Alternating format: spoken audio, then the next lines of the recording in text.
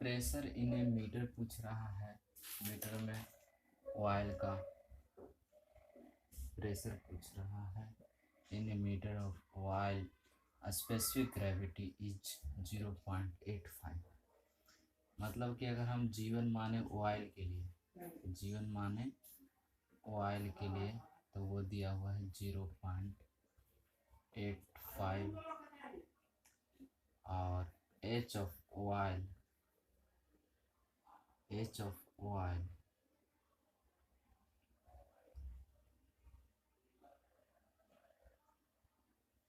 वो निकालना है।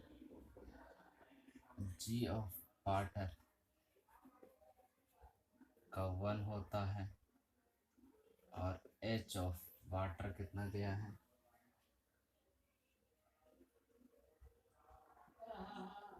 42.5 मीटर, 42.5 मीटर।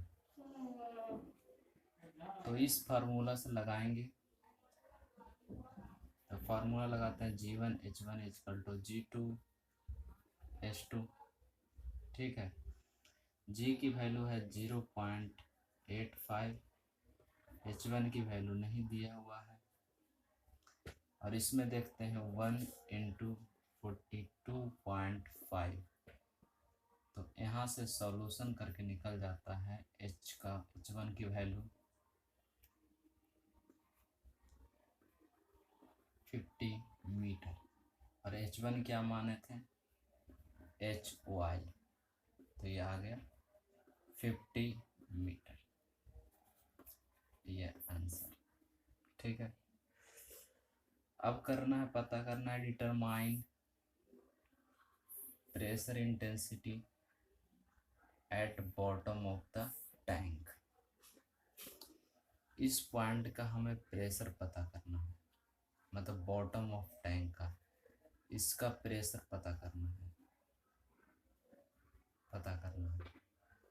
तो सबसे पहले सबसे टॉप सरफेस का जो प्रेशर होता है 0 होता है और यहाँ से स्टार्ट करेंगे हम, ऑयल पे ले जाएंगे, फिर जाएंगे वाटर। तो लिख देते हैं pressure of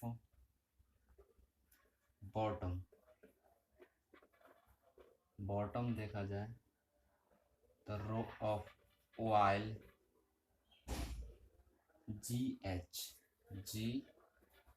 of oil plus यहाँ से यहाँ प्रेशर पहुँच गए, यहाँ का प्रेशर, अब यहाँ से यहाँ जाना है तो प्लस करेंगे रो वाटर GHW, W मतलब वाटर। रो ऑफ ऑयल दिया हुआ है, G की वैल्यू दिया हुआ है यहाँ पर 0.8, तो रो ऑफ ऑयल आ जाएगा 800 kg पर मीटर क्यूब आ जाएगा। ठीक है, तो ऑयल है 800, G को कॉमन ही लेंगे लास्ट में, H ऑफ ऑयल 2 मीटर है तो 2 लिखेंगे प्लस रो ऑफ वाटर, तो रो ऑफ वाटर होता है 1000 इनटू हाइट इसका दिया हुआ है 1 और ब्रैकेट में दे देते हैं G। ये पूरा सॉल्यूशन करके आ जाता है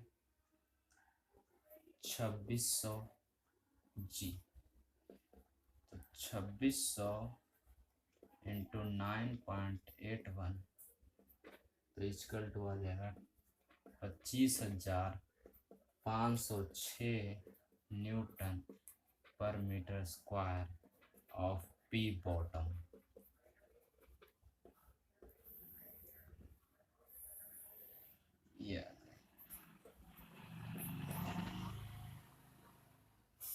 अगला क्वेश्चन दिया हुआ है, if density is change by function, इस फंक्शन से हमारा डेंसिटी चेंज हो रहा है। ठीक है, और इसमें रो नॉट है जो कांस्टेंट है, और h जो है हाइट है, हाइट फ्रॉम टॉप लेवल से हाइट दिया हुआ है दूसरे पॉइंट का। तो पता करना है find the pressure intensity at point 2, मतलब कि पॉइंट 1 से पॉइंट 2 का प्रेशर क्या होगा, इस फॉर्म में चाहिए, इस फंक्शन के फॉर्म में, डेंसिटी के फॉर्म में चाहिए। तो डेंसिटी के फॉर्म में चाहिए तो हम इंटीग्रेशन पहले निकालेंगे। तो हम जानते हैं सॉल्यूशन में प्रेशर होता है रो जी एच, कोई दिक्कत नहीं ना। इसका इंटीग्रेशन निकालेंगे कहाँ से कहाँ तक, P1 से P2 तक, और ये हो जाएगा dP, ये हो जाएगा। इसका इंटीग्रेशन निकालेंगे कहाँ से, H1 से H2 तक, रो G D H,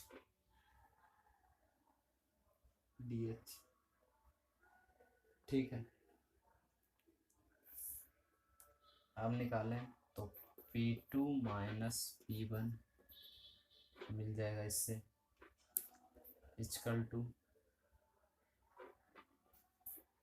we rho naught, rho की वैल्यू क्या है, rho naught root under 1 plus H into G into D H, कहाँ तक, H1 से H2 तक। यहाँ से निकलेगा रो नॉट और जी साइड निकल जाएगा, और यहाँ से निकलेगा H1 टू H2 तक 1 plus H D H. Answer आया था, क्वेश्चन में आया था क्या चीज, P2 minus P1 equal to rho G integration H1 H2 D H हो जाएगा, आया था 1 प्लस एच डी एच, ठीक है। इसमें 1 रेफरेंस था टॉप और 2 पॉइंट का पूछ रहा था प्रेशर। तो 1 रेफरेंस है तो 0, तो P2 का प्रेशर मिलेगा तो रो जी H2 माइनस पहले निकाल लेते हैं, H1 और H2, तो DH प्लस H DH, तो PT equal to rho G H है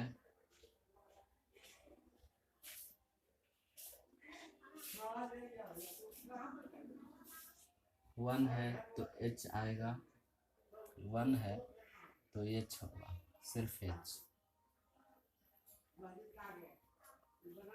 प्लस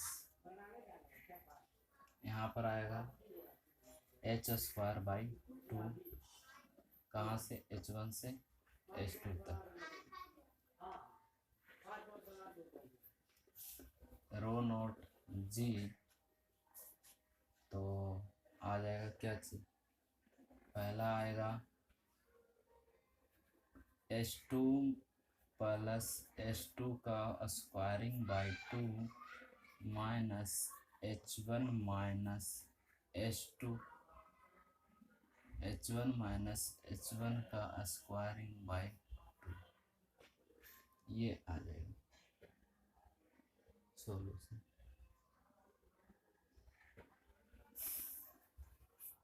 H1 का हाइट 0 होगा, अब P1 प्रेशर भी 0 होगा क्योंकि रेफरेंस ले रहे हैं, हुआ कि नहीं। तो H1 ये 0, ये भी 0। जब ये दोनों 0 हो गया तो P2 equal to rho not जी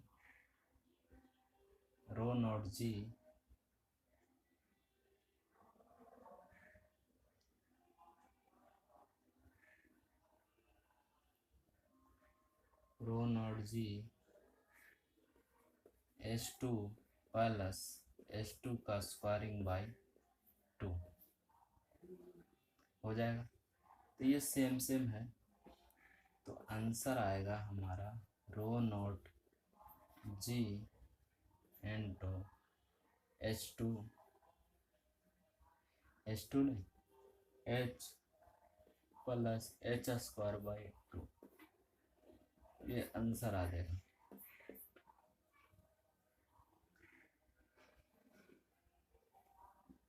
अगला क्वेश्चन बोल रहा है,